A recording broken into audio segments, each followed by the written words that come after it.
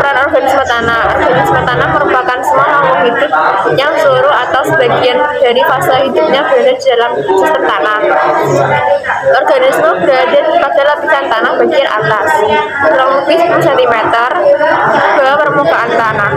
Aktivitas biologis yang ada di dalam tanah 80-100% dilakukan oleh jamur dan bakteri. Dekomposer. Dekomposer adalah organisme yang akan memakan organisme yang sudah mati atau produk-produk yang tergolong limbah dari organisme lain. Dekomposer berperan dalam siklus rantai makanan karena adanya dekomposer akan membuat siklus nutrisi bisa kembali ke ekosistem lain. B. Reaksi kimia dalam tanah. Bakteri nitrobakter berasal dari sisa makhluk hidup menjadi senyawa nitrat yang dibutuhkan oleh tumbuhan. Selain itu, juga terdapat mikoriza atau jamur yang bersimbiosis dengan tumbuhan untuk meningkatkan tumbuhan menyerap fosfor. C. Pengurai polutan dalam tanah. Organisme tanah menguraikan bahan kimia yang masuk ke tanah, misalnya herbisida. Penguraian herbisida dapat berlangsung dengan lebih cepat jika aktivitas organisme tanah semakin tinggi. D. Mencegah penyakit tanah. Ketika tanah memiliki jumlah senyawa organik dan aktivitas organisme yang tinggi, maka organisme tanah dapat melawan organisme penyakit yang masuk ke tanah. Memberikan tekstur pada tanah. Dapat digolongkan menjadi beberapa jenis berdasarkan teksturnya, yaitu keadaan tingkat kehalusan tanah yang dipengaruhi oleh perbedaan komposisi kandungan pasir, debu, dan minyak dalam tanah.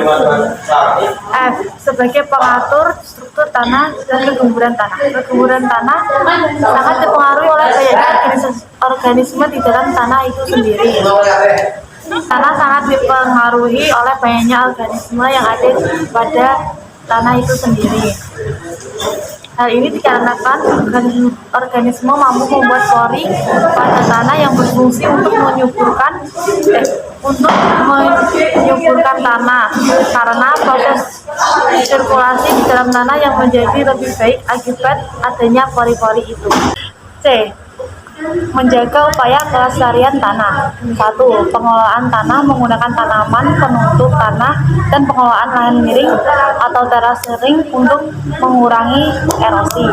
Upaya untuk menjaga nutrisi tanah dan mineral penting dalam tanah tidak hilang di bawah aliran air akibat erosi dapat dilakukan dengan dua cara, yaitu mengurangi tanaman penutup atau melakukan reboisasi.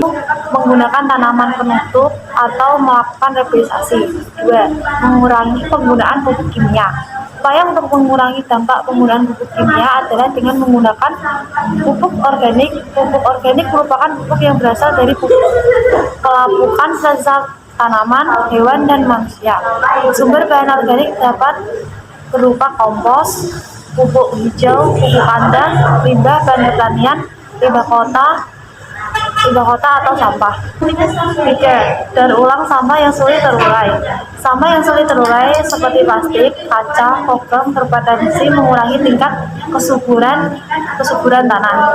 Mikroorganisme dalam tanah memang dapat menguraikan sampah-sampah tersebut, namun membutuhkan waktu yang sangat lama. Apabila tidak ada pengolahan sampah yang tepat, akan terjadi penumpukan sampah yang sulit terurai. Akibatnya tanah menjadi tidak subur. Upaya yang dapat dilakukan diantaranya dengan memisahkan antara sampah yang mudah terurai dengan sampah yang sulit terurai. D. Teknologi tidak ramah lingkungan. 1. Pengolahan minyak bumi. Minyak bumi merupakan cairan hitam yang lengket mengandung berbagai macam senyawa hidrokarbon yang dapat terbakar, sulfur, oksigen, dan nitrogen. Minyak bumi terbentuk dari makhluk hidup yang telah mati dari jutaan tahun lalu dan terjebak di suatu ruangan yang tertutup oleh bebatuan dalam tanah atau di dasar laut. Minyak bumi tersebut adalah light crude oil. Untuk mengambil minyak jenis ini, kita perlu mengebor ke dalam ruangan yang berisi minyak tersebut, lalu dipompa keluar.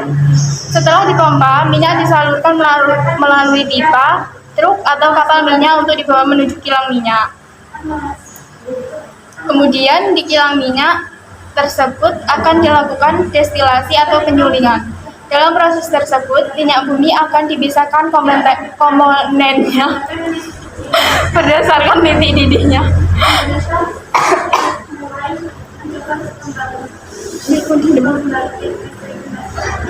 Minyak bumi. Minyak bumi yang terkandung dalam bebatuan atau pasir minyak disebut heavy crude oil. Biasanya minyak bumi jenis ini banyak ditemui di Kanada. Sebelum dilakukan penambangan minyak bumi jenis ini, hutan harus ditebang terlebih dahulu dan aliran airnya dikeringkan. Lalu timbunan tanah berpasir, bebatuan, dan tanah lempung diambil agar bebatuan dan pasir minyak terlihat. Bebatuan dan pasir minyak tersebut digali menggunakan alat berat. Selanjutnya dibawa menggunakan truk besar menuju suatu tempat untuk diproses. Penambang jenis ini menghasilkan polusi udara, debu, uap, asap, dan bau yang menyelimuti area tambang tersebut. 2. Pengolahan batu bara. Batu bara merupakan bahan bakar fosil yang berbentuk padat yang terbentuk dari 300 sampai 400 juta tahun yang lalu, yang telah terkena panas yang tinggi dan tekanan selama berjuta-juta tahun lalu. Cina merupakan negara